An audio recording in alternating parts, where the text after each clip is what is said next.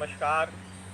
आज हम सब 7वां अंतर्राष्ट्रीय योग दिवस मना रहे हैं। हम जब यहाँ पर बैठे हैं, यह पवित्र स्थल है दिव्य योग मंदिर, भामाशाह मार्ग, मॉडल टाउन, दिल्ली।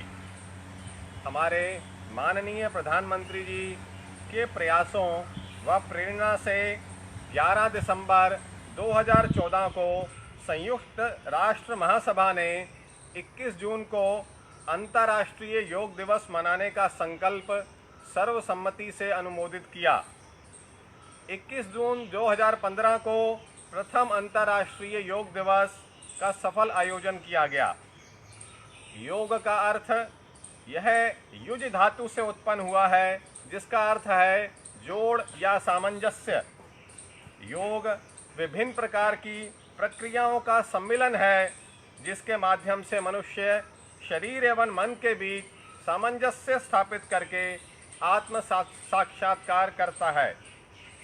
इस वर्ष की परिस्थिति के अनुसार be with yoga, be at home, इस थीम को लेकर हम चल रहे हैं। इसलिए आप सब अपने अपने घर से ही हमारे साथ योग करते हुए जुड़ेंगे। आयुष विभाग उत्तरी दिल्ली नगर निगम में इस वर्ष पूरा योग सप्ताह मनाया।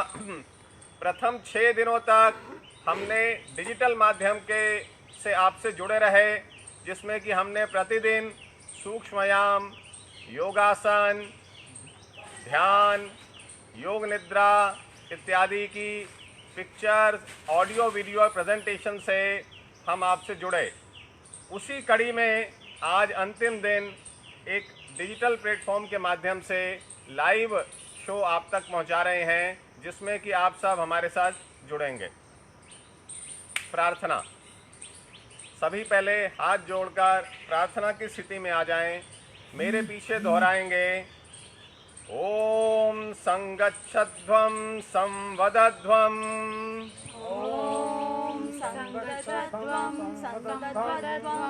संवो मनांसि जानताम्, देवा भागं यथा पूर्वे,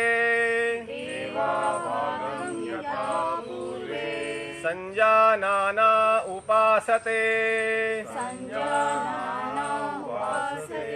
केवल सुनेंगे। हम सभी प्रेम से मिलकर चलें, मिलकर बोलें और सभी ज्ञानी बने। अपने पूर्वजों की भांति हम सभी कर्तव्यों का पालन करें। सबसे प्रथम सूक्ष्मयाम या शिथिलीकरण के अभ्यास हैं। इस करने के लिए आप खड़े हो सके कर सकते हैं या बैठ भी सकते हैं, जैसी सुविधा हो।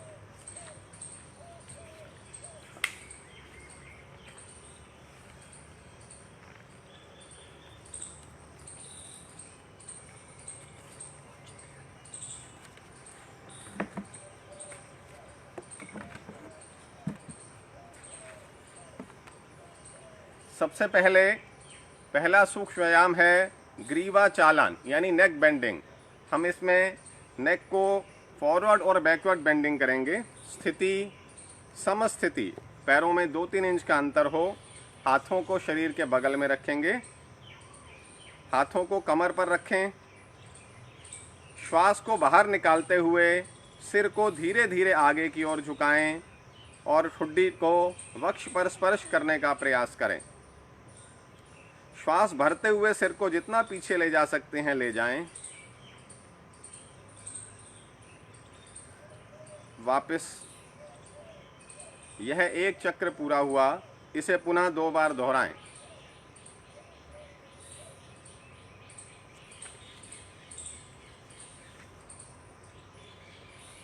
पीछे ले जाएं,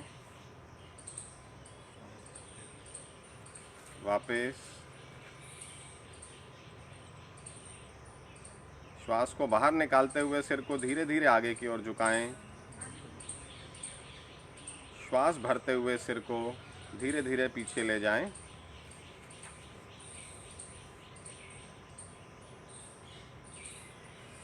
वापस।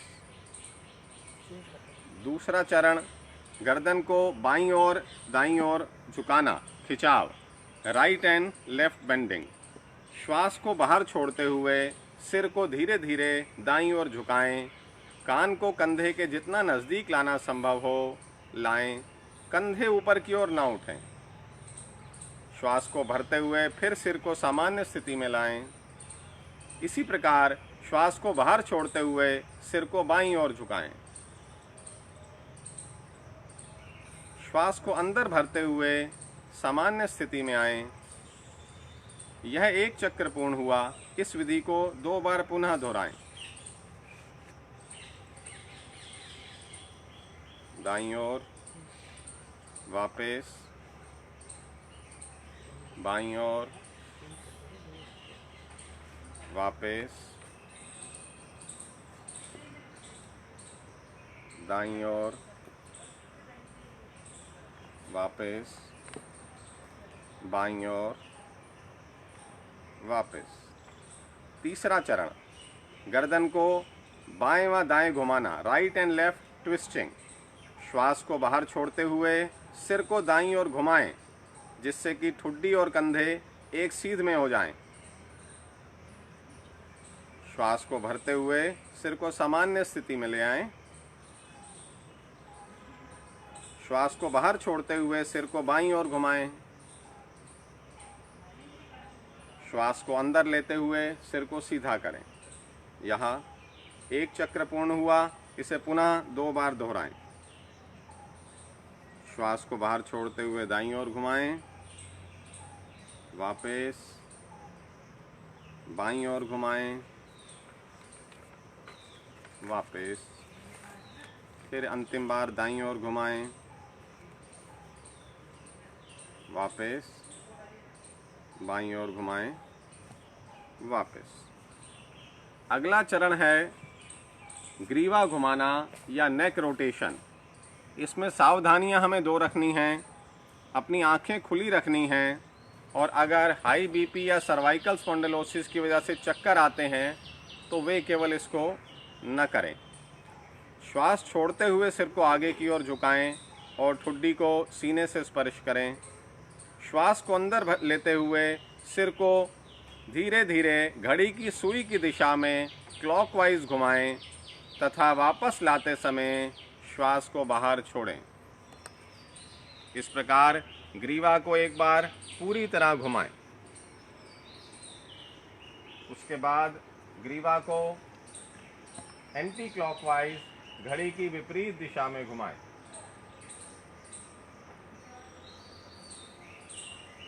श्वास को अंदर लेते हुए ग्रीवा को पीछे ले जाएं और श्वास छोड़ते हुए वापस ले आएं।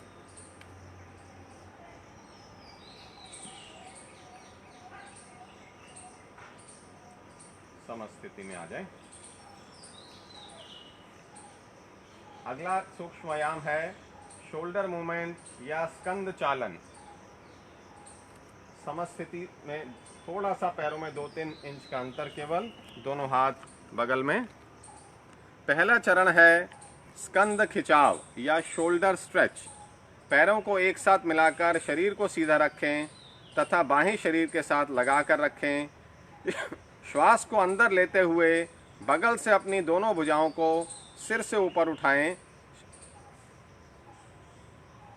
श्वास लेते हुए ऊपर उठाना, श्वास छोड़ते हुए वापस ले आएं। धीरे धीरे फिर से एक बार करेंगे। श्वास को अंदर लेते हुए दोनों भुजाओं को सिर से ऊपर तक उठाएं। श्वास छोड़ते हुए वापस ले आएं। पुनः एक बार करेंगे।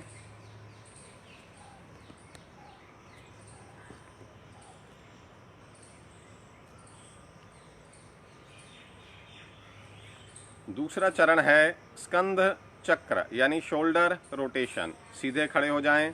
बाएं हाथ की उंगलियों को बाएं कंधे पर रखें और दाएं हाथ की उंगलियों को दाएं कंधे पर रखें। दोनों कोहनियों को पूरी तरह चक्राकार घुमाएं। श्वास भरते हुए दोनों कोहनियों को ऊपर की तरफ ले जाएं व श्वास छोड़ते हुए नीचे लाएं। आगे से पीछे की ओर इस दिशा क्रिया को क्लॉकवाइज 2 बार दोहराएं। फिर पीछे से आगे की ओर इस क्रिया को एंटी क्लॉकवाइज 2 बार दोहराएं।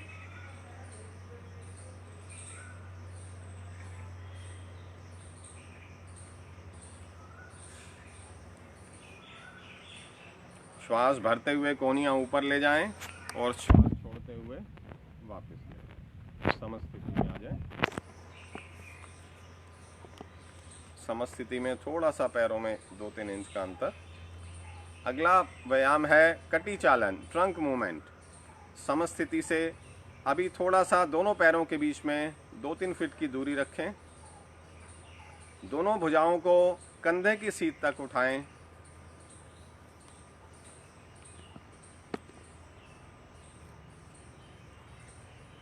हथेलियां एक दूसरे के सामने आ जाएंगी। श्वास को बाहर छोड़ते समय शरीर को बाईं ओर घुमाएं, जिससे कि दाईं हथेली बाएं कंधे को छुए। श्वास को अंदर लेते हुए वापस आ जाएं। श्वास को बाहर छोड़ते समय शरीर को दाईं ओर घुमाएं, जिससे कि बाईं हथेली दाएं कंधे पर आ जाए। श्वास भरते हुए वापस। इसको एक बार पुनः करेंगे। बाईं ओर वापस, दाईं ओर वापस। समस्थिति में आ जाए। यह हमारा सूक्ष्म व्यायाम का पाठ खत्म होता है। अब हम योगासन के लिए तैयार हो जाएं। सबसे पहले खड़े होकर योगासन करेंगे। पहला योगासन है ताड़ासन।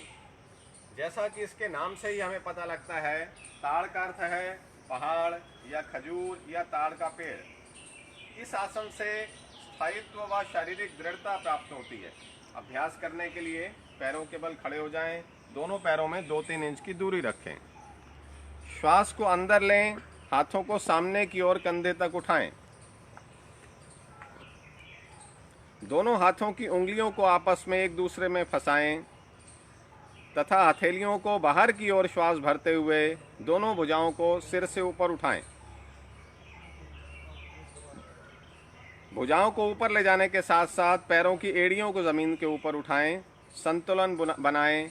इस स्थिति में 10 सेकंड तक रुकें। श्वास को छोड़ते हुए हाथ की उंगलियों को अलग अलग करें। भुजाओं को वापस लाएं और प्रारंभिक स्थिति में आ जाएं।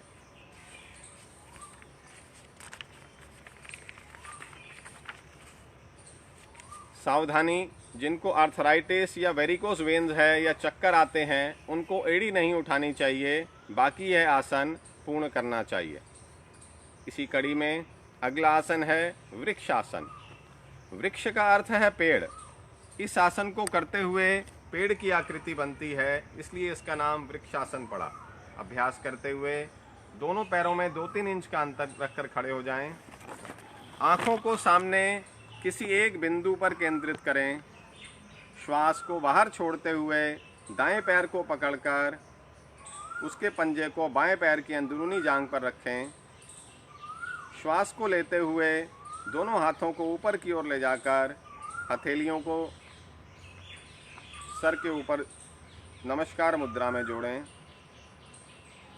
इस स्थिति में 10 से 20 सेकंड तक रुकें। सामान्य श्वास लेते रहें। श्वास को छोड़ते हुए हाथों को नीचे लाएं व पूर्व स्थिति में आ जाएं। अब इसी को दूसरी ओर से करेंगे। बाएं पैर को उठाएं और दाएं पैर की अंदरूनी जांघ पर रखें। धीरे धीरे बैलेंस बनाते हुए दोनों हाथों को ऊपर नमस्कार की स्थिति में ले जाएं और थोड़ी देर रुकें। श्वास छोड़ते हुए धीरे धीरे वापस आ जाएं और कुछ क्षण विश्राम करेंगे। यह आसन तंत्रिका से संबंधित स्नायुओं के समन्वय, शरीर को संतुलित बनाने, सहनशीलता, जागरूकता एवं एकाग्रता बढ़ाने में सहायक है।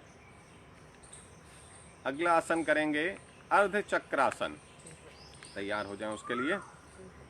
अर्ध का अर्थ है आधा, चक्र का अर्थ है पहिया। इस आसन से आधे पहिए जैसी आकृति बनती है, इसलिए इसका नाम हुआ अर्ध चक्रासन। पैरों के बीच में 2-3 इंच की दूरी, दोनों हाथों की उंगलियों से कमर को बगल से पकड़ें, कोहनियों को समानांतर रखने का प्रयास करना, सर को पीछे की ओर झुकाते हुए ग्रीवा की मांसपेशियों को खींचना, श्वास लेते हुए कटी भाग से पीछे की ओर झुकना, श्वास छोड़ते हुए उसी स्थिति में शिथिल हो जाना। 10 से 20 सेकंड तक रुकें, सामान्य श्वास लेते रहें।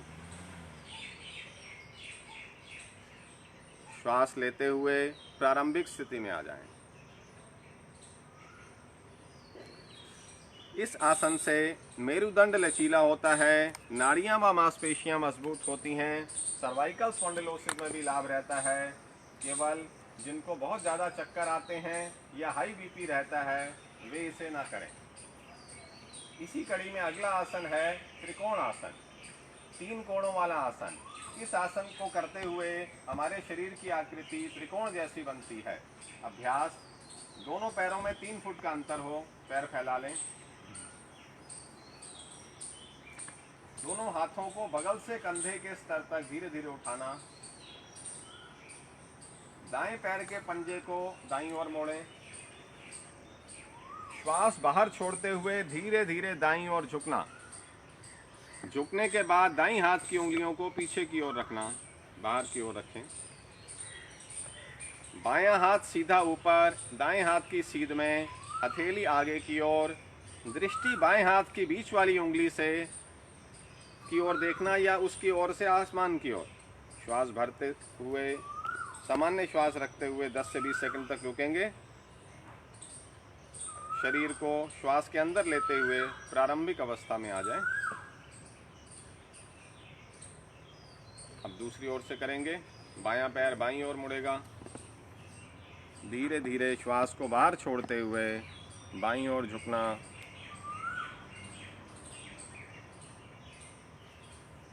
दूसरा हाथ सीधा, देखना आकाश की ओर। धीरे धीरे वापस। यह आसन मेरुदंड को लचीला बनाता है, पिंडली, जांघों और कटी भाग की मांसपेशियों को मजबूत करता है, फेफड़ों की कार्यक्षमता बढ़ाता है। सावधानी, स्लिप डिस्क, सियाटिका, उदर की सर्जरी के बाद इस आसन को ना करें। अगर ज़मीन ना छू सकें तो घुटनों तक भी हम अपने हाथ को ले जाकर इस आसन को कर सकते हैं। तो अभी हमने खड़े होकर कुछ आसन किए। अब इसी कड़ी में अगले बैठकर किए जाने वाले आसन हैं। हम बैठेंगे। विश्राम आसन की स्थिति में बैठ जाएं। दोनों पैर सामने सीधा, दोनों हाथ कमर के पीछे, शरीर को ढीला छोड़ दें। यह विश्राम आसन की स्थिति है। इसी से हमने दंड आसन में अगर आना हो तो दोनों हाथों को नितंब के पास रखें, हथेलियां ज़मीन पर, पीठ व कमर सीधा कर लें। यह दंड आसन है। दंड आसन से सबसे पहला योग जो हमने करना है वह है भद्रासन। अब दोनों पैरों के तलवों को पास पास ले आएं। श्वास छोड़ते हुए पैरों की उंगलियों को हाथ से पकड़ें। श्वास भरते हुए एड़ियों को मूलाधार के निकट लाने का प्रयास करें। जितना संभव हो कोहनी अपनी घुटनों को ज़मीन पर लगाने का प्रयास करेंगे। अगर कठिनाई होती है तो नीचे एक तकिया भी रख सकते हैं। अभ्यास करते हुए हम कुछ देर तक घुटनों को हिला भी सकते हैं और बाद में रुक जाएं। सामान्य श्वास लेते रहें।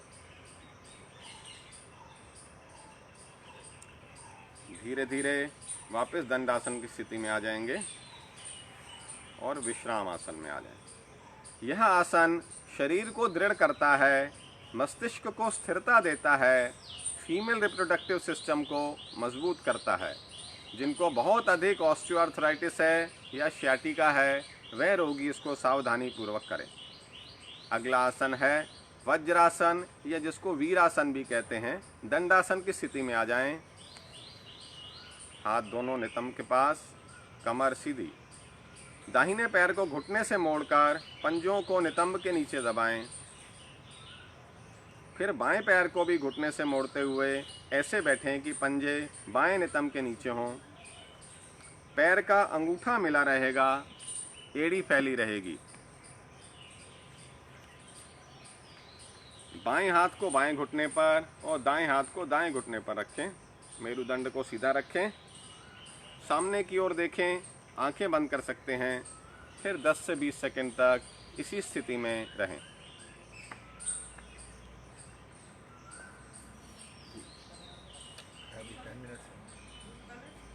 फिर विश्राम आसन में आ जाएं धीरे धीरे। यह आसन मेरुदंड की मजबूती देता है, पाचन क्रिया में लाभ करता है, जांघ व पिंडली को मजबूत करता है। बवासीर, अत्यधिक घुटने दर्द या एड़ी दर्द के रोगी इसे ना करें। अगला आसन है अर्ध ऊष्ट्रासन, आधा ऊंट जैसी स्थिति होना। विश्राम आसन में बैठें, पुनः दंडासन की स्थिति में आ जाएं।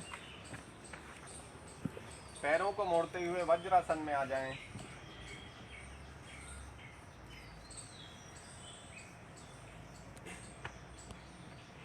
घुटनों पर खड़े हो जाएं। हाथों को नितंब पर इस प्रकार रखें कि उंगलियां जमीन की ओर, कोहनियां जमीन के समानांतर। सिर को पीछे झुकाते हुए गर्दन की मांसपेशियों को खींचें। श्वास अंदर खींचें, धड़ को झुकाएं। श्वास छोड़ते हुए शिथिल हो जाएं। 10 से 20 सेकंड तक रुकें, सामान्य श्वास लेते रहें। श्वास अंदर खींचते हुए वापस वज्रासन में आ जाएं। वज्रासन में आ जाएं। धीरे धीरे विश्राम आसन में आ जाएं। पैर खोल लें। यह आसन पीठ व गर्दन की मांसपेशियों को मजबूत करता है, कमर व पीठ दर्द में लाभ करता है।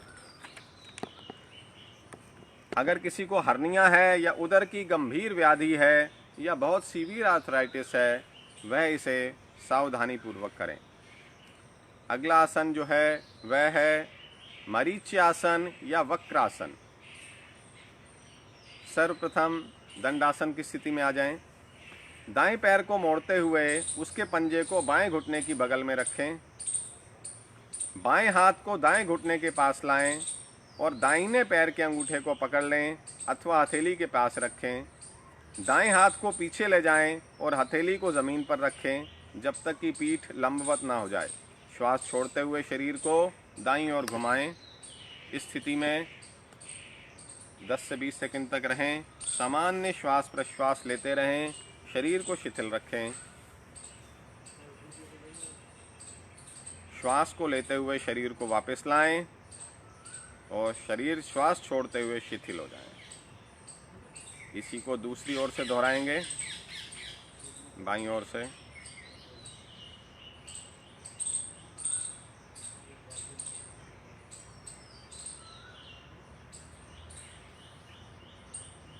यह आसन मेरुदंड में की अस्थि में लचीलापन लाता है, पेनक्रियास की कार्य क्षमता को बढ़ाता है, मधुमेह यानी डायबिटीज़ के प्रबंधन में सहायता प्रदान करता है।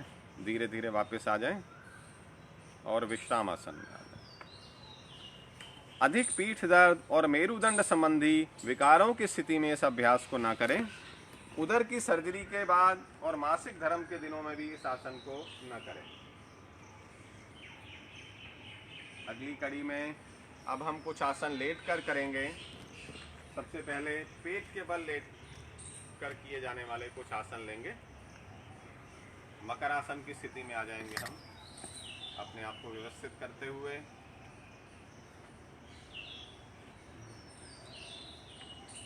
मकर का अर्थ होता है मगर या घड़ियाल। इस आसन में शरीर की स्थिति मगर के समान हो जाती है, इसलिए इसे मकर आसन कहा जाता है। उदर के बल लेट जाए, पंजों को एक दूसरे से फैला लिया, पंजे बाहर की ओर, दोनों हाथों को मोड़ते हुए बाईं हथेली पर दाईं हथेली रखनी। तत्पश्चात सिर को दाईं या बाईं दिशा में अपने हाथों पर रखें। आंखें धीरे धीरे बंद, पूरे शरीर को शिथिल होने दें। यह स्थिति मकर आसन कहलाती है। सभी प्रकार के आसनों के पश्चात शिथिलीकरण के लिए इस आसन का अभ्यास किया जाता है। यह आसन पूरे शरीर को शिथिल करता है, पीठ संबंधी समस्याओं को दूर करता है, तनाव व चिंता को दूर करता है। गर्भावस्था तथा कंधों की जकड़न में इस आसन को ना करें।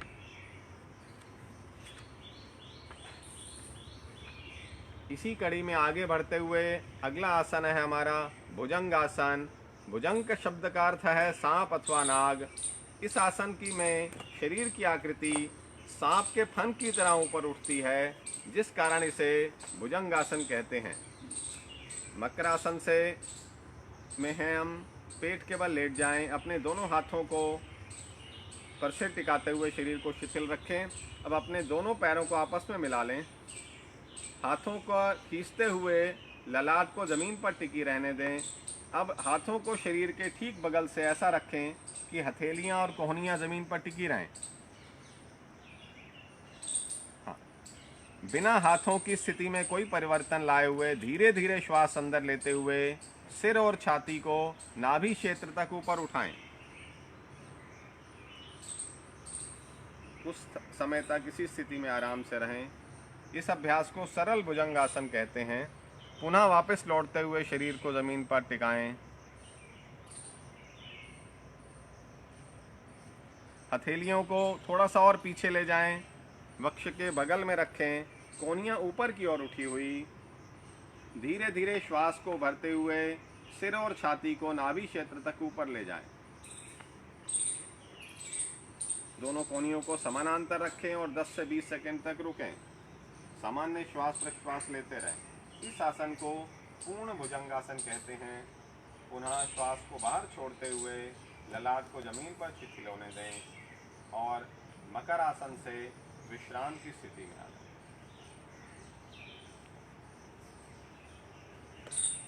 शैटिका व पीठ के निचले हिस्से के पीड़ा निवारण में बहुत सहायक है। जांघों और नितंबों पर एक्स्ट्रा फैट को कम करता है। शरीर की वजन घटाने में सहायक है। उदर के अंगों को लाभ पहुंचाता है। पाचन में सहायक है। फेफड़ों की कार्यक्षमता को बढ़ाता है। पीठ के निचले हिस्से में अत्यधिक दर्द होने पर या उच्च रक्तचाप, पेप्टिक अल्सर, हर्निया इत्यादि के रोगी इस आसन को न करें।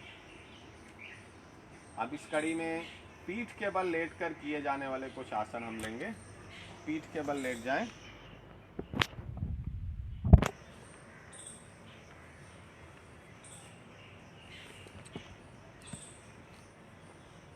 पहला आसन है सेतु बंध आसन। सेतु शब्द का अर्थ है बांध यानी ब्रिज, अर्थात सेतु का निर्माण।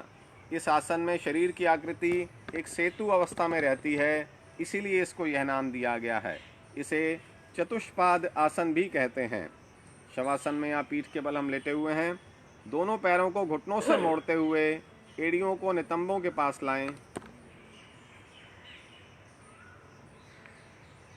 हाथ से पैर के टखनों को मजबूती से पकड़ लें। घुटने व पैरों को एक सीध में रखें।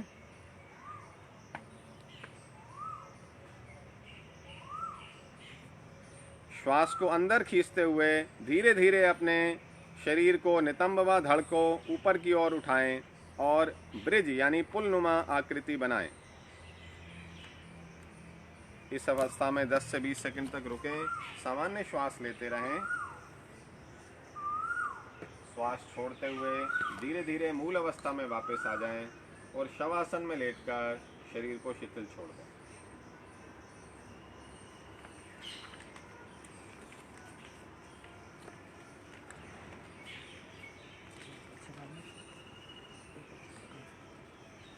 यह आसन अवसाद व चिंता से मुक्त करता है। कमर के निचले हिस्से की मांसपेशियों को मजबूत करता है। उदर के अंगों में कसावट लाता है। पाचन क्षमता बढ़ाता है। कब्ज से छुटकारा दिलाता है।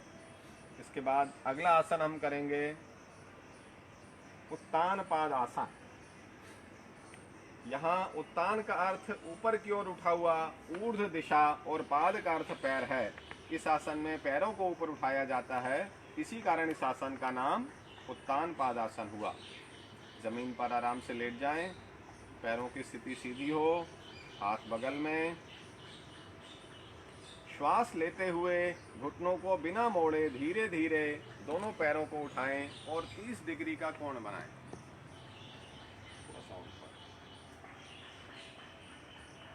सामान्य रूप से श्वास लेते हुए इस अवस्था में 10 से 20 सेकंड तक बने रहें।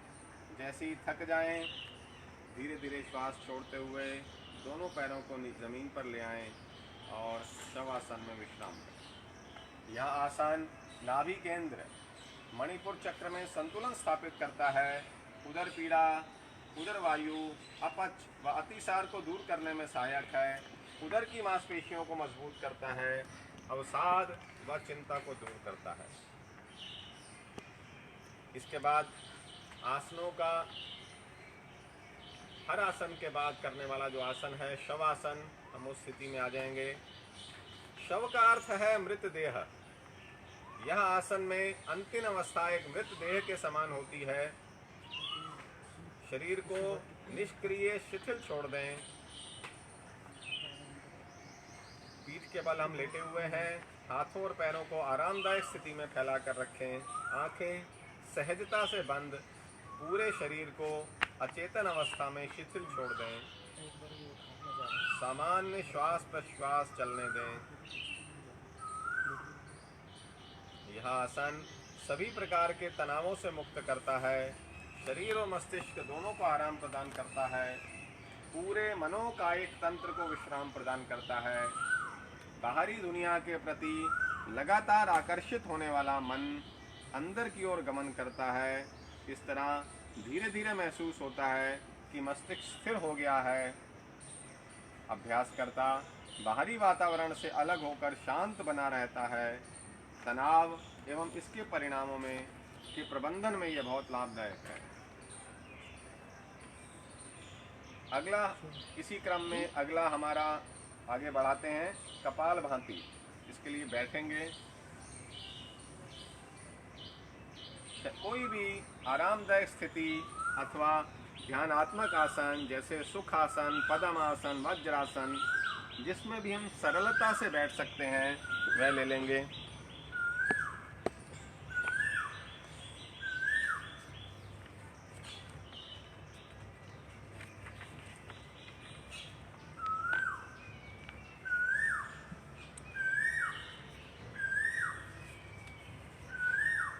सबसे पहले हमने कपाल भांति का अभ्यास करना है। आरामदायक स्थिति में बैठ गए। दोनों आंखें बंद करके शरीर को पूरी तरह से शिथिल कर लें। दोनों नासिकाओं से गहरी श्वास लें। वक्षस्थल को फैलाएं। उदर की निचली मांसपेशियों को दबावपूर्वक अंदर बाहर करते हुए श्वास छोड़ें और ग्रहण करें।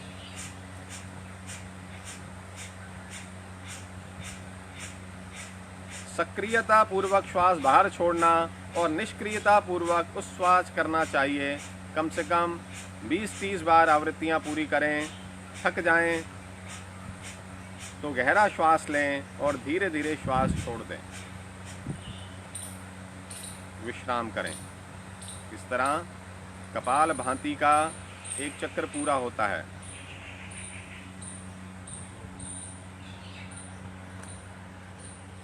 इसी अभ्यास को एक बार फिर से दोहराएंगे।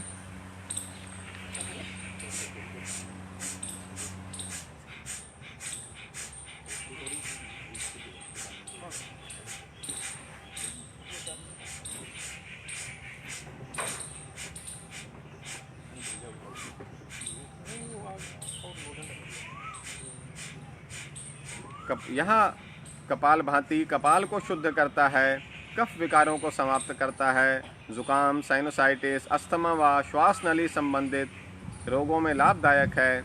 पूरे शरीर का कायाकल्प करता है और चेहरे को दीप्तिमान तथा जीवंत रखता है। हृदय संबंधी व्याधियों में, चक्कर आने में, उच्च रक्तचाप, नासिका से रक्त होने में, हर्निया में, गैस्ट्रिक अल्सर में, गर्भावस्था और मासिक धर्म के दिनों में इस आसन को ना करें। अब हम कुछ प्राणायाम का अभ्यास लेंगे। आज जो हम करा रहे हैं ये केवल अभ्यास के लिए है, इसलिए कम आवृत्तियां करेंगे। बाद में आप घर में इसकी अधिक आवृत्तियां करनी चाहिए। सबसे पहला प्राणायाम है नाड़ी शोधन अथवा अनुलोम विलोम प्राणायाम। इस प्राणायाम की विशेषता यह है कि इसमें बाएं व दाएं नासिका रंध्रों से क्रमवार श्वास प्रश्वास को रोककर अथवा बिना रोके श्वसन किया जाता है।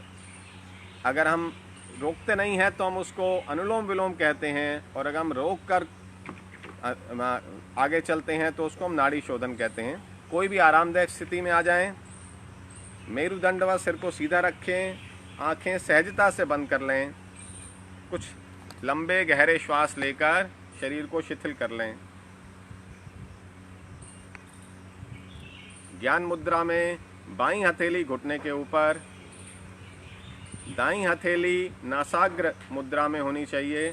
अनामिका व कनिष्ठिका उंगली बाईं नासिका पर रखिए। मध्यमा व तर्जनी उंगली मोड़ कर रखें। दाएं हाथ का अंगूठा दाईं नासिका पर। बाईं नासिका खोलें, बाईं नासिका से श्वास ग्रहण करें, लंबा गहरा श्वास।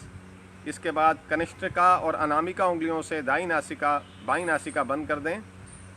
दाईं नासिका से अंगूठा हटाकर धीरे धीरे श्वास छोड़ दें।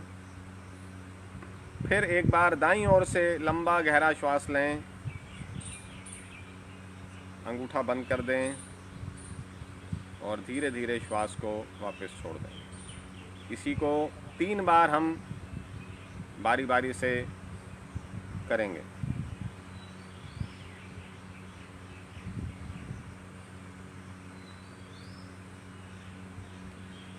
अंतिम बार दाईं नासिका को बंद कर दें और बाईं नासिका खोलें तथा इसके साथ श्वास बाहर छोड़कर इसको समाप्त करेंगे।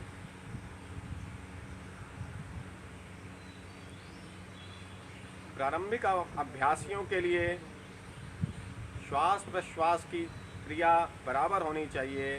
धीरे धीरे श्वास एक में लेना और उससे दुगने समय में श्वास को छोड़ना, अर्थात क्रमशः 1 और 2 कर देना चाहिए। श्वास क्रिया मंद, समान और नियंत्रित होनी चाहिए।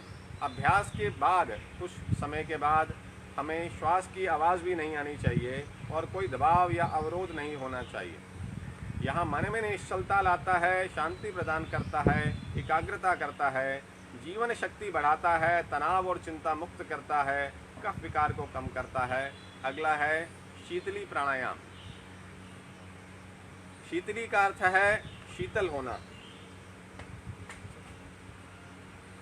यह साधक के चित्त को शांत करता है, मन को और शरीर को शीतलता देता है। ज्ञान मुद्रा अथवा अंजलि मुद्रा की अवस्था में हाथों को घुटनों पर रख लें। जीभ को किनारों से मोड़कर ट्यूब नुमा आकृति दे दें। अब इस ट्यूब नुमा जीभ से जितना हो सके सांस हवा के साथ शरीर के अंदर प्रवेश कराएं और मुंह को बंद कर लें। धीरे धीरे दोनों नासिकाओं से श्वास को छोड़ें। यह शीतली प्राणायाम की एक आवृत्ति है, जिसे पुनः दोहराएं। जीभ को बाहर निकालें, ट्यूब नुमा बनाएं।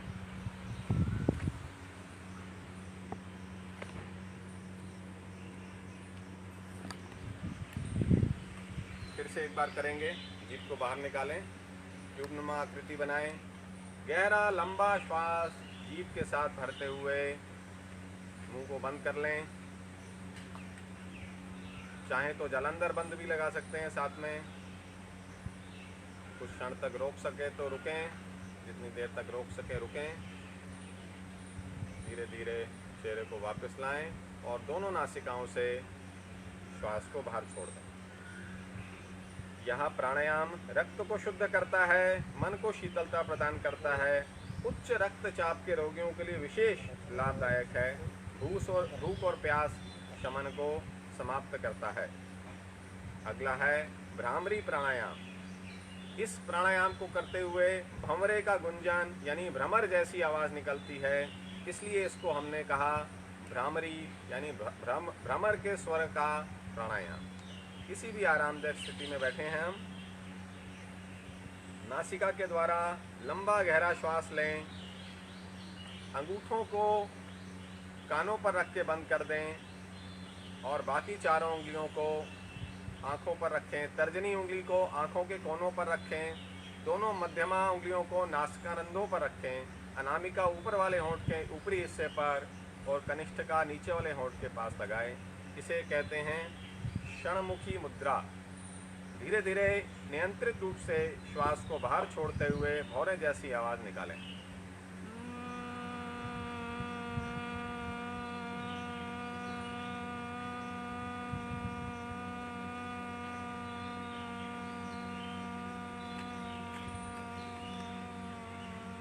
यह एक चक्र पूरा हुआ। एक बार फिर से लंबा गहरा श्वास भरेंगे।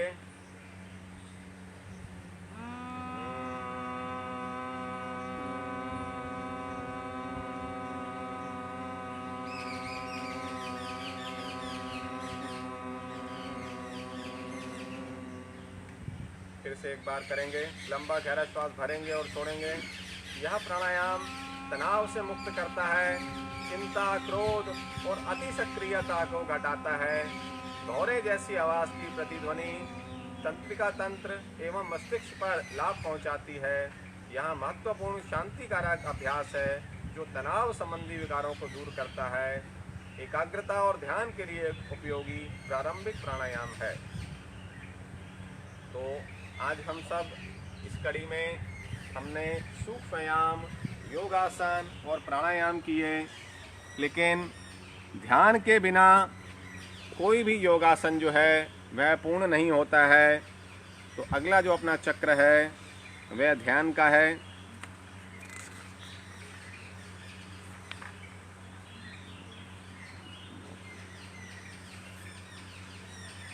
किसी भी आरामदायक स्थिति में आ जाएं। ध्यान लगातार चिंतन मनन की क्रिया है। आज का हम थोड़ा सा अभ्यास केवल करेंगे, बाद में हमें घर पर इसका समय बढ़ाना चाहिए। मेरुदंड को बिना किसी कष्ट दिया हुआ सहजता से सीधा रखें। ज्ञान मुद्रा या ध्यान मुद्रा की आकृति धारण करें। दोनों हाथ या तो ज्ञान मुद्रा में रखें या दोनों हाथ अपनी गोदी में ज्ञान मुद्रा में भी रख सकते हैं, कैसा भी हो। अंगूठे और तर्जनी अंगुली के सिरों को आपस में स्पर्श करें। अन्य 3 उंगलियां सीधी और आरामदायक स्थिति में हों। ऊपर की ओर खुली हुई हथेली को घुटनों पर रख सकते हैं। कंधों और हाथों को शिथिल कर दें।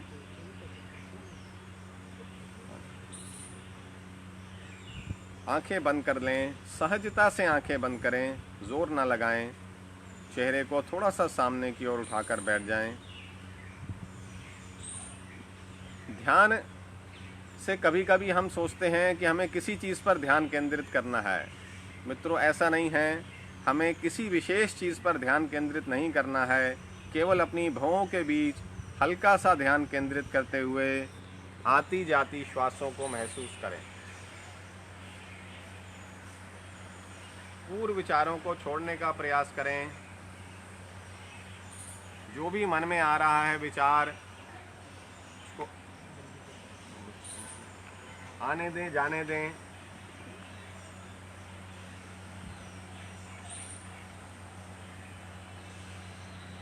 इस स्थिति में हमें कुछ क्षण तक रुकना चाहिए।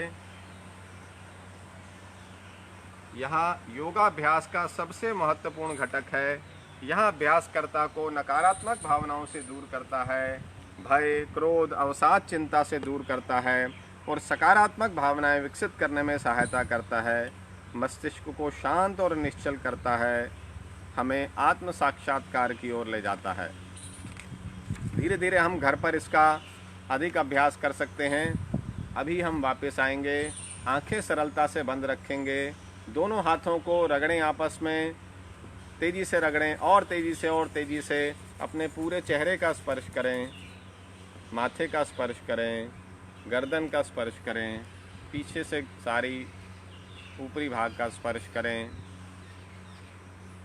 धीरे धीरे सहजता से आंखें खोलेंगे एक मधुर मुस्कान के साथ। मित्रों, आज हमारा सौभाग्य है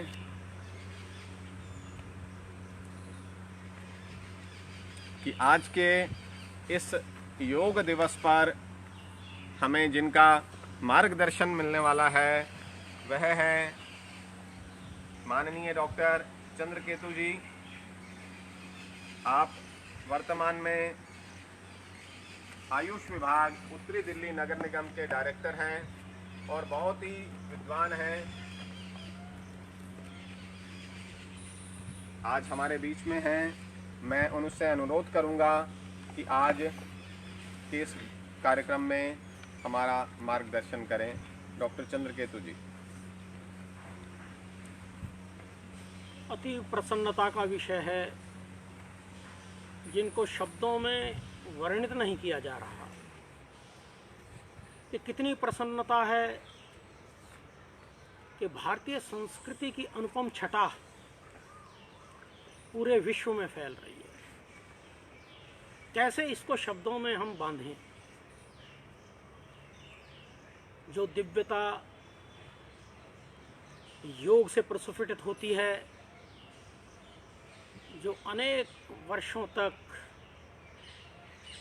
दबा दी गई थी, हमारे योग गुरुओं ने, हमारे आचार्यों ने, हमारे प्रधानमंत्री जी ने उसको मात्र भारत की सीमाओं में नहीं रहने दिया, उसको विश्व के पटल पर अंकित कर दिया। आज इस दिव्य वातावरण में जहाँ कोयल कूक रही है, सामने मोर दिखाई दे रहे हैं और गौ माताएं चर रही हैं, जहाँ यज्ञ का पवित्र धुआं उठ रहा है, नाना भांति के वृक्षों के बीच की इस वाटिका दिव्य योग मंदिर के प्रांगण में हमारे आचार्य गणों के महाप्रभु रामलाल जी की आंचल में गोद में हम इस कार्यक्रम को प्रणति प्रदान कर रहे हैं। जब स्वामी रामदेव और हमारे गुरु लोग 2-2, 3-3 लोगों के झुंड में आसन, प्राणायाम, धारणा, ध्यान, समाधि आदि कराते थे तो लोग कहते थे कि ये बंदरों की क्रियाएं कर रहे हैं। लेकिन परमपिता परमात्मा के द्वारा जो रचित हमारे वेद हैं, उनकी योगिक क्रियाएं क्या कभी अंधकार से धूमिल हो सकती हैं? कदापि नहीं। आज सारा विश्व इसको गा रहा है। लेकिन जिन महापुरुषों ने इस विधा को, इस विद्या को उस समय भी प्रचारित और प्रसारित रखा कि जब साधन संसाधन नहीं थे, उस समय इसको जीवित रखा, मैं ये आज का कार्यक्रम उन सभी को समर्पित करता हूँ। हमारे आदरणीय कमिश्नर साहब,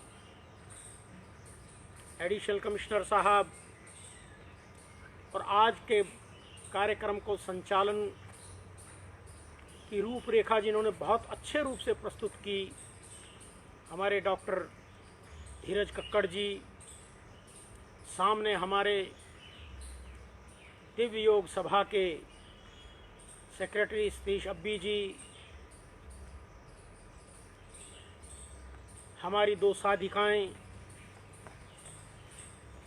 रोहिणी जी, रचना भारती जी और शूट करते हुए तजिंदर जी और शौर्य जी, मैं इन सब का अभिवादन करता हूँ।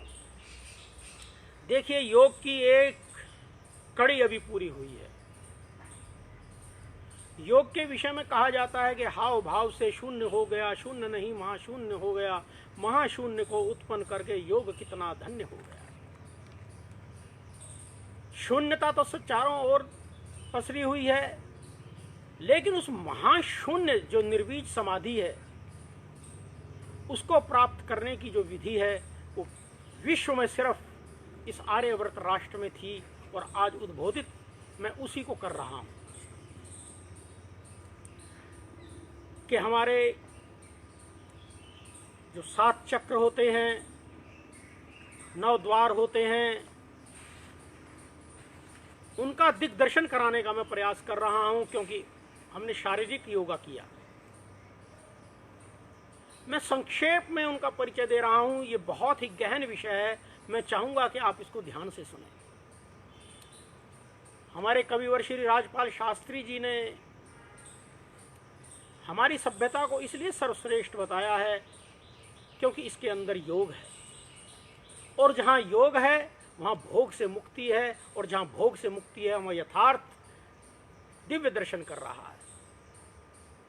जहाँ कृष्ण की स्वर लहरियाँ योग से उठती हैं, जहाँ मीरा योग से डूब जाती है, राधा प्रेम योग में, विरह में सिर्फ योग को ही ध्यानावस्थित करती है, जहाँ गीता का ज्ञान हिलोरे मार रहा है और सबको संकेत और उद्बोधन दे रहा है, वहीं हंस गीता जहाँ अपना योग को प्रस्फुटित कर रहा है, वहीं अष्टावक्र जी की गीता जो सभी के कुछ सतयुग और त्रेता काल के पूरे समन्वित रूप में प्रकट कर रही है कि कोई भी व्यक्ति मैं हूँ मैं हूँ मैं हूँ, वो मैं नहीं हूँ, वो मेरी आत्मा है, ना तो मैं शरीर हूँ, ना मैं किसी प्रकार का लोभ और मोह में फंसा, ईर्ष्या द्वेष और काम और क्रोध में फंसा हुआ जीव। जो आत्मा है कौन सी? जो आत्मा है वही परमात्मा का अंश है। और जब मनुष्य योग के द्वारा अपने सूक्ष्म शरीर तक जाता है तो उसकी मुक्ति मिलती है, और जब उसका सूक्ष्म शरीर भी समाप्त हो जाता है तो वो ईश्वर के अंश बन जाता है। ईश्वर की तटस्थ शक्ति का अंश जीव है, और ये योग की प्रणति है कि आप किस प्रकार उस तटस्थ शक्ति का अंश बने। जब मनुष्य के सूक्ष्म विचार, सूक्ष्म शरीर जब पूर्ण रूप से विलीन हो जाता है तो वह उस परमपिता परमात्मा का अंश बन जाता है। देखिए, जैसा हमने चक्रों का जिक्र किया, मैं कुछ चक्रों के बारे में बता रहा हूँ कि ये हमारी सुषुम्ना नाड़ी में होते हैं, ईड़ा पिंगला। लेकिन जो हमारे चक्र हैं इनको हमने किस प्रकार से जागृत करना है, उसके लिए तो एक अलग सेशन नहीं, एक युग भी चाहिए और निरंतर अभ्यास भी चाहिए। हमारे हरिद्वार से आगे बड़ी बड़ी कंदराएं हैं जिसमें ऋषि मुनि तपस्वी योगी इसी काम पर लगे हुए हैं, ले वो स्थिति एक अलग है। लेकिन जन सामान्य और गृहस्थ इसका कैसे उपयोग करे, उसका एक छोटा सा मैं उदाहरण पेश कर रहा हूँ कि किसी भी महान वृक्ष के नीचे आप बैठ जाएं और ध्यान करें कि मूलाधार चक्र, मूलाधार चक्र जो है हमारा, इसका स्थान सीवनी है। कौन सा स्थान बताया? सीवनी है। और इसका जो रूप है 4 पंखड़ियों के रूप में मूलाधार में समाहित होता है, और इन 4 पंखड़ियों का जो वर्ण है वो रक्त होता है। और इसका स्थान जो है, इसका जो लोक है, लोक क्या है? वो ये भूलोक है, भूलोक में स्थापित है। और इसका तत्व क्या है? पृथ्वी है। और जब हम मूलाधार चक्र पर अपना ध्यान केंद्रित करते हैं, अपनी सुषुम्ना नाड़ी से, उसकी अलग एक प्रक्रिया है। इतना समय नहीं है मेरे पास कि मैं एक एक विषय पर अधिक बोल पाऊँ, लेकिन हमें कम से कम 6 या 7 फुट का आसन ले लेना चाहिए कि जो पृथ्वी माता है, जो भूलोक है, पृथ्वी उससे संबंधित है। और उसमें पृथ्वी सूक्त का पाठ जो हमारे वेदों में दिया हुआ है, उससे आरंभ आप अपना योग करें। ओम भू ओम भुवः ओम स्वः ओम महः ओम जनय ओम तपः ओम सत्यम। ये भू प्रणव मंत्र का जब जाप आप करते हैं तो आप शक्तियों को आह्वान करते हैं कि हे योग शक्तियाँ, हे योग ऋषियों, हे योग मुनियों, हे योग गुरुओं, आप आइए और हमारे योग को सिद्ध कीजिए। इसी प्रकार इसका जो तत्व विज्ञान का मंत्र है, तत्व ज्ञान का लां है, लंग बोलते हैं। और जो इसका रूप जो हम सब चलते हैं तो उसका चतुर्कोण है। आप समझ रहे होंगे, मैं बहुत संक्षेप में सिर्फ इंडेक्स मात्र से बता रहा हूं। और इसका जो डीप रंग है वो पीला होता है। पीत वर्ण में हो जाता है। अभी वो कहेंगे कि आपने रक्त भी बोला, लेकिन रक्त एक आभा है, रक्त वर्ण एक आभा है, लेकिन उससे जो भाषित जो अंतर रंग है वो जो है एक पीत वर्ण है। और इसका केंद्र क्या है? गुदा। और हमारी जो जहाँ पर स्पाइनल कोड समाप्त हो जाती है उससे हमारा मूलाधार चक्र ज्वलित हो जाना आरंभ हो जाता है और मनुष्य को विभिन्न प्रकार की चेतनाएं, विभिन्न प्रकार की ऊर्जाएं, विभिन्न प्रकार की शक्तियां, विभिन्न प्रकार के ओज, विभिन्न प्रकार की पराक्रम अपने आप आपको अंगीकृत करने लगता है। और इसका जो ज्ञानेंद्रिय इससे जुड़ी है वो है नासिका, नासिका के दोनों रंग। अब आप दूसरे चक्र पर आ जाए, स्वाधिष्ठान चक्र। इसका जो स्थान है वो उपस्थ है। पंखुड़ियां इसकी 6 बताई गई हैं। इसका रंग जो है सिंदूरी है और इसका लोक भुव है। जैसे मैंने आपको पहले ही एक मंत्र बता दिया ओम भू, उस मंत्र को आप इन्हीं पूरे 7 चक्रों में समाहित कर लीजिए और उसका निरंतर जब आप जाप करेंगे तो आपका साधना और योग बहुत जल्दी पूर्ण होगा। और इसका जो तत्व है, पहले वाले का पृथ्वी था मूलाधार का, इसका तत्व जल है। तत्व जो इसका बीज है या इसको हम कहेंगे जो बीज मंत्र है वो वांग है। और इसका यंत्र जो है अर्धचंद्र अवस्था में मिलेगा। अर्धचंद्र अवस्था में ये स्वाधिष्ठान चक्र का आपका यंत्र है।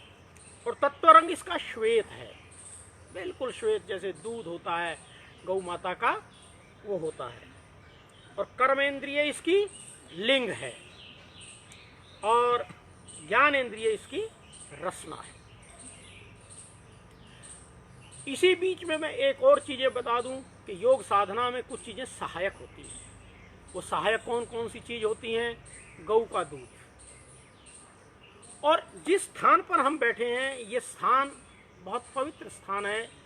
इसमें एक अद्भुत चीज मिलेगी इस योग मंदिर में जो बहुत कम देखने को मिलती है कि कोई भी प्राणायाम और कोई भी योग बिना नासिका में बादाम का तेल या गौ घृत डाले हुए नहीं करते। जैसे कि गाड़ी को आप बिना इंजन ऑयल के चलाएंगे तो क्या होगा? उसका हेड गर्म हो जाएगा, तो आप अनेक रोगों से ग्रस्त हो जाएंगे। ये मैं आज आपको सावधानी बता रहा हूं और इस सावधानी का मूल मंत्र मैंने यहीं से लिया है कि आप जो भी प्राणायाम करें उस प्राणायाम से पहले आप जो है अपनी नासिका में बादाम रोगन, तिल का तेल, गऊ का घृत जब मैं कहूँ तो देसी गाय का घृत, कोई विदेशी गाय का, जर्सी या हॉस्टन किसी गाय का नहीं। तीसरा है मणिपुर चक्र। ये उस जो योग हम कर रहे हैं उस योग से बिल्कुल अलग व्याख्या है। इसकी केंद्र जो है नाभि है, जिसे हम सोलर प्लेक्सिस कहते हैं। ये हमारे प्लेक्सिस होते हैं। प्लेक्सिस शक्ति संचय होती है। तो आपको क्या करना है कि अपने श्वासों को नाभि तंत्र जो सोलर प्लेक्सिस है उससे ऊपर तक खींचना है और ऊपर से खींचकर उसको श्वास को छोड़ना है। और श्वास छोड़कर आप देखेंगे कि आपके हमारे शरीर के अंदर जो 13 प्रकार की अग्नियां होती हैं उसका जो केंद्र है वो जठराग्नि है और जठराग्नि का केंद्र नाभि है। तो आप इसको जागृत करने के लिए निरंतर प्रयास करें। इसका रंग नीला माना गया है और इसका मंत्र स्वः है। और जैसे मैंने पहले बताया कि इसका तत्व अग्नि है, सोलर प्लेक्सिस है, इसका तत्व अग्नि है। और तत्व बीज रा के रूप में हम इसको बोलते हैं। और इसका जो आकार है वो त्रिकोण है। और इसका तत्व रंग जो है रक्त है।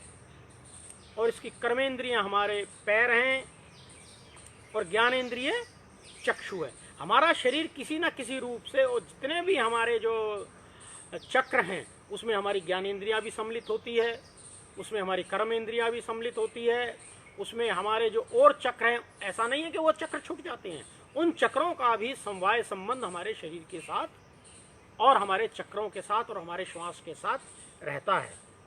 चौथा है हमारा अनाहत चक्र। जिसको हम कहते हैं कि यहाँ परमात्मा और आत्मा दोनों का वास है, जिसे हृदय अंगुष्ठ कहते हैं, ये स्थान मानिए आप। और स्वामी दयानंद ने तो साधना का स्थान और केंद्र बिंदु इसे ही बताया है कि यहाँ पर ईश्वर बहुत ही शीघ्रता से हमारे योग की परिपूर्ति करता है। तो हृदय इसका स्थान है। इसकी पंखुड़ियाँ 12 हैं। बहुत ही अच्छा इसका वर्णन आपको पतंजलि योग में मिलेगा और अद्भुत है, अद्भुत है। लेकिन ये सब चीज़ें आपको किसी विशिष्ट स्थान पर, विशिष्ट समय में और विशिष्ट गुरु के अधीन करनी है। देखिए, हमारे यहाँ उषा काल का वर्णन आता है। सूर्य को पति कहा जाता है और उषा को उसकी पत्नी कहा जाता है। जो हमारी रमणीक किरणें जो आती हैं वो उषा काल कहलाता है, और पत्नी पहले पहुंच जाती है, उसके बाद सूर्य देव आते हैं पति के रूप में। और वो जो उषा काल है अत्यंत रमणीक और सुंदर होता है, और उस समय जब आप योग करते हैं तो उसकी अद्भुत ही छवि और छटा होती है। और इसका तत्व जो है वायु है, लोक मह, लोक जो है मह है। ये बाकायदा वेद में भी पूरा मंत्र आता है, इसको आप देख सकते हैं। और इसका यंत्र षटकोणीय होता है। यंत्र जो है, आगे देखिए, ये सब कोण बढ़ते जा रहे हैं। और तत्व रंग इसका धूम्र होता है, धुएं की तरह होता है। कर्मेंद्रिय इसकी हस्त है और ज्ञानेंद्रिय इसकी चक्षु है। मैंने कहा कि सभी ज्ञानेंद्रियां और कर्मेंद्रियां इसमें समाहित रहती हैं। और एक वातावरण होता है योग का, और उसका जैसे मैंने बताया कि वट वृक्ष हो, वृक्षावली हो, कोयल कूक रही हो, सामने मोर हो, ये स्थिति ना भी मिले तो कोई एक स्थिति भी मिलती है तो आप उससे अपना योग शुरू कर सकते हैं। हमारे यहाँ त्रिवेणी का बहुत अच्छा गायन किया गया है योग में, नदी के तट पर बहुत अच्छा किया गया है, गौदूग्ध को क्योंकि स्थिरता प्रदान करता है। तो इस प्रकार आप इन सभी चीज़ों का उपयोग करते हुए अपने योग की परम अवस्था में पहुंच सकते हैं। दूसरा है विशुद्ध, 5वां है विशुद्ध चक्र। इसका जो स्थान है वो कंठ है। इसमें आयुर्वेद की विभिन्न औषधियाँ भी ली जाती हैं, वो उसका हम फिर कभी वर्णन करेंगे। और इसकी पंखुड़ी जो हैं 16 हैं। वर्ण इसका जो है धूम है। लोक इसका जगह है। तत्व इसका आकाश है। तत्व जो बीज मंत्र है वो हाँ है। और इसका यंत्र का आकार गोल है। और तत्व रंग जो है नीला है। कर्मेंद्रिय जिह्वा है और ज्ञानेंद्रिय कर्ण है। छठा चक्र दर्शन अगर आप देखेंगे तो आज्ञा चक्र है। इसके साथ एक ललना चक्र भी एक और चक्र मानते हैं, वो यहाँ पर होता है, लेकिन आज्ञा चक्र के साथ उसको ललना चक्र मान लिया जाता है। उसको हम समाहित भी कर सकते हैं। ये भूमध्य में है। इसकी पंखुड़ियाँ इसकी 2 हैं। वर्ण इसका बिल्कुल श्वेत है। श्वेत भी कैसा है इसका वर्ण? श्वेत जो कहा जाता है जैसे दूध के अंदर थोड़ा सा सिंदूर डाल दिया जाए, तो कहते हैं कि ये लालिमा लिए हुए होता है। और कोई इसको कहता है कि स्वर्णिमता लिए हुए होता है। दोनों में कहीं मतभेद है कि जैसे हम हल्दी डाल दें तो ये हल्दी रंग लिए हुए होता है। और तत्व इसका आकाश है।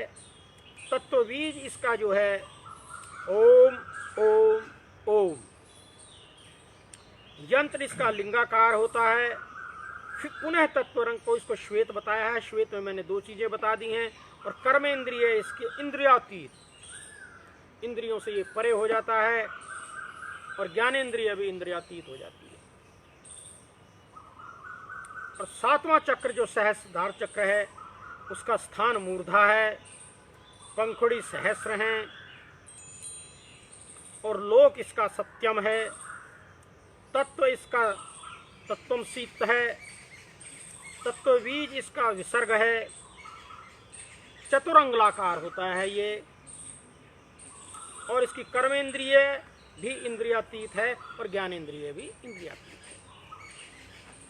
इसके अतिरिक्त थोड़ा सा पंचकोश के बारे में मैं ज़रूर बताऊंगा कि 5 कोश होते हैं। उसकी व्याख्या में जाऊंगा तो वो बहुत बड़ी व्याख्या है, लेकिन आपको पंचकोश का ज्ञान भी ले लेना चाहिए। इसके लिए हमारा आश्रम है, हमारी एमसीडी की वेबसाइट है। इन सभी के लिए आप कभी भी यहाँ पर आ सकते हैं। और हमारे साथ आज हमारे दिव्य योग सभा के जनरल सेक्रेटरी श्री सतीश अब्बी जी भी हैं, तो मैं चाहूँगा कि 2 मिनट का उद्बोधन वो भी दें।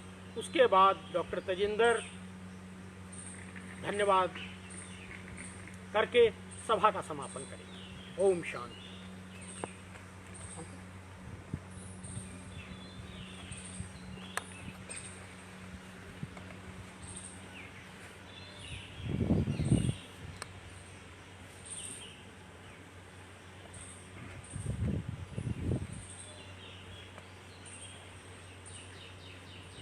ज्ञानमूलं गुरुमूर्ति पूजामूलं गुरुपदं मंत्रमूलं गुरुर्वाक्यं मोक्षमूलं गुरुकृपा अज्ञानतिम्रान्धस्य ज्ञानाञ्जनशलाकया चक्षुरुन्मीलितं येन तस्मै श्री गुरुवे नमः। महाप्रभु रामलाल जी, महाप्रभु मुलकराज जी और आराध्य सद्गुरुदेव स्वामी देवीदास महाराज जी के पावन श्री चरण कमलों में कोटि कोटि नमन करते हुए उनके कृपा आशीर्वाद से उन्हीं के दिए हुए इस ज्ञान को, योग के ज्ञान को कुछ शब्दों के रूप में परोकर ये बालक प्रस्तुत करने का प्रयास करेगा। योग धर्म, अर्थ, काम और मोक्ष चारों पदार्थ देने वाली अनुपम विद्या है, जो योगेन गुरु मार्गेन ही सिद्ध होती है।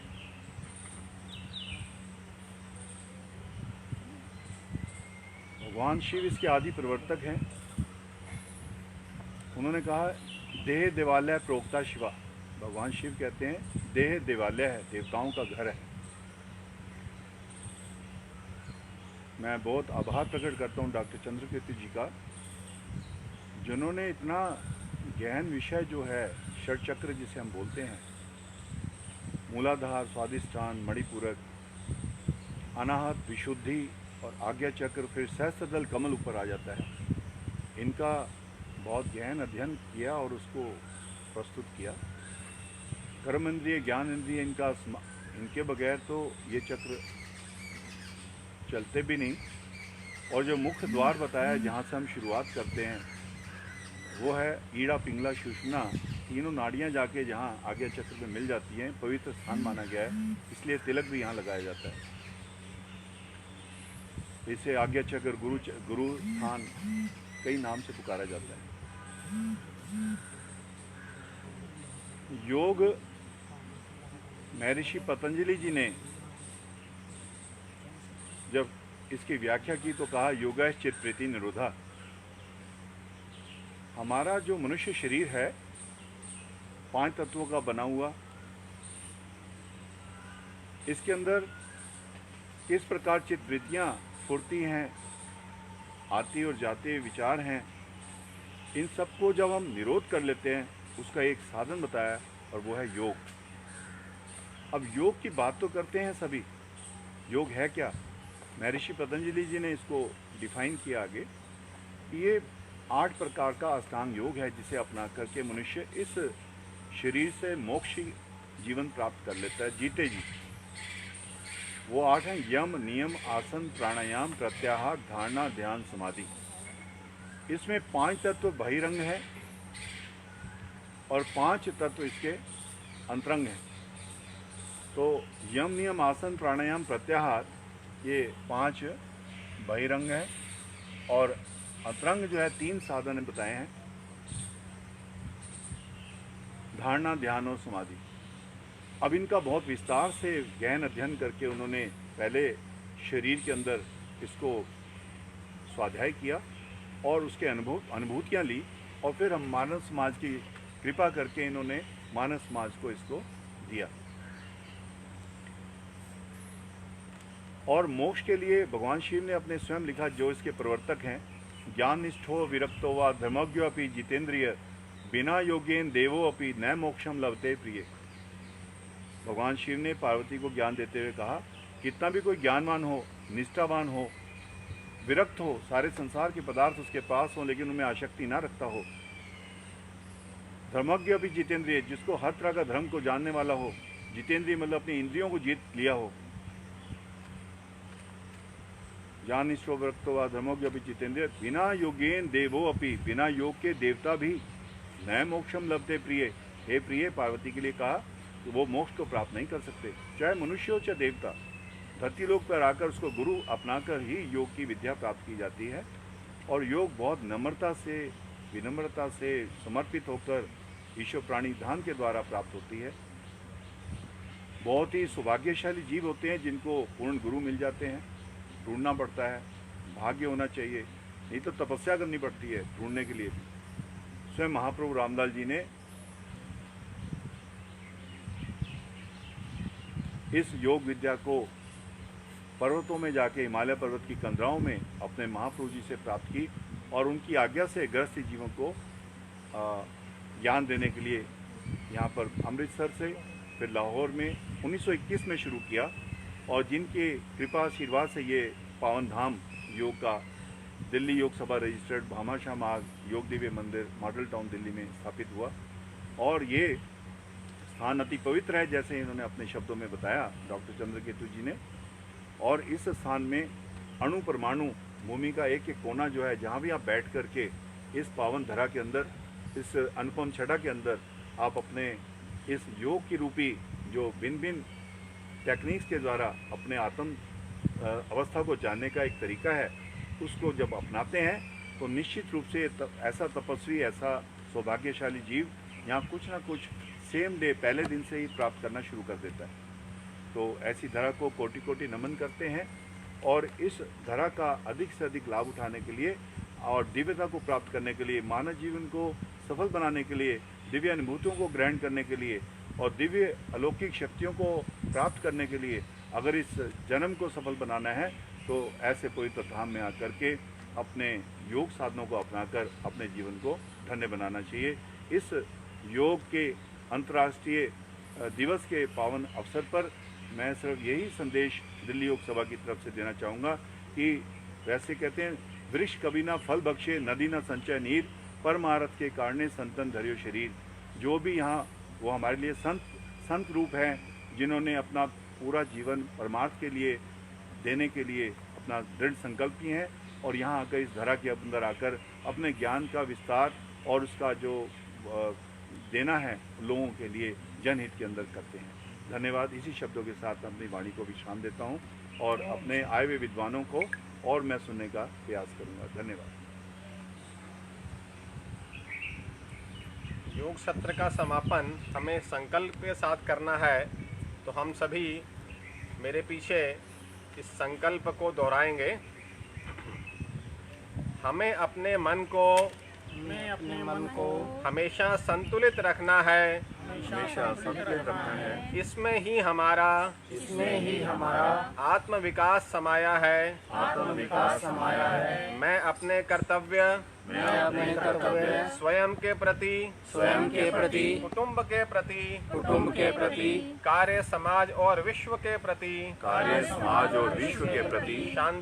शांति आनंद और स्वास्थ्य के प्रचार के लिए प्रतिबद्ध हूँ। अभी कल्याण मंत्र से पूर्व डॉक्टर तेजेंद्र जी धन्यवाद ज्ञापन करेंगे। नमस्कार। आज इंटरनेशनल योगा डे पर मैं आप सबको स्वास्थ्य की कामना करता हूं। आपकी फैमिली के, सब परिवार के, पूरे देश के स्वास्थ्य की कामना करता हूं। विश्व के स्वास्थ्य की कामना करता हूं।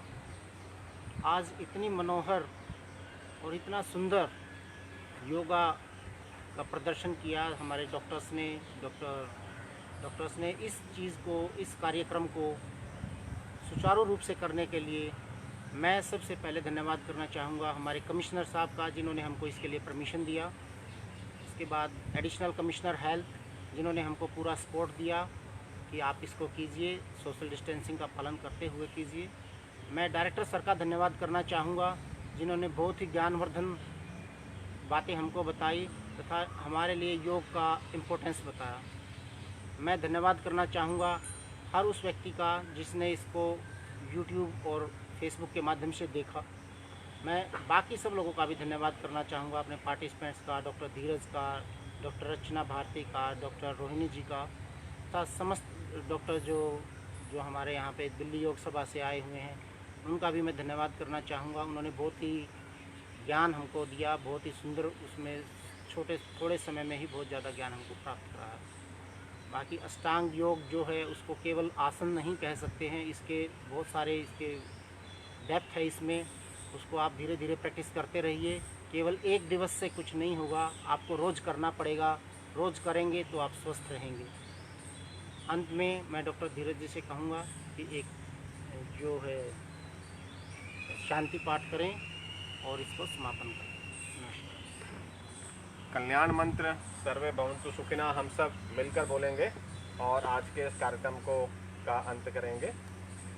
ओम सर्वे भवन्तु सुखिनः, सर्वे सन्तु निरामया, सर्वे भद्राणि पश्यन्तु, मा कश्चित् दुःखभाग् भवेत्। ओम शांति शांति शांति।